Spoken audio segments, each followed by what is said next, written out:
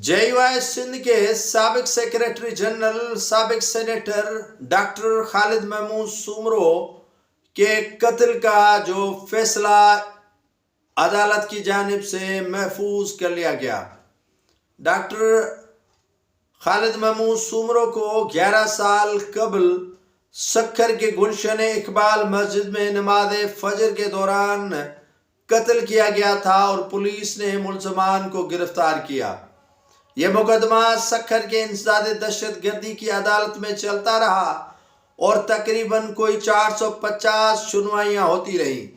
मुलजमान के वकला और मुद्दई के वकला भी शरीक होते रहे और 17 के करीब मुख्तलिफ वो मराहल में गवाहान को पेश किया गया, जिन्होंने अपनी बयान कलम बंद करवाए। मुद्दई के जो वकील थे अतर अब्बास सोलंकी, उन्होंने आज दलाइल मुकम्मल किए, जबकि मुलजमान के वकील मुर्तज़ा शाह की जानिब से भी दलाइल दिए गए। प्रोसिक्यूटर अब्दुल अलीम ने भी अपने दलाइल मुकम्मल किए।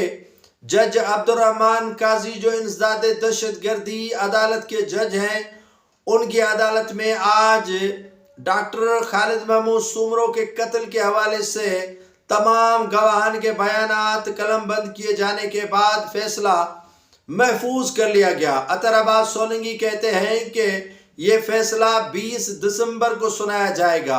11 साल इंतजार होता रहा और गवाहान पर जरा होती रही और काफ़ी सुनवाइयाँ होती रही, जिनका तादाद बताया जा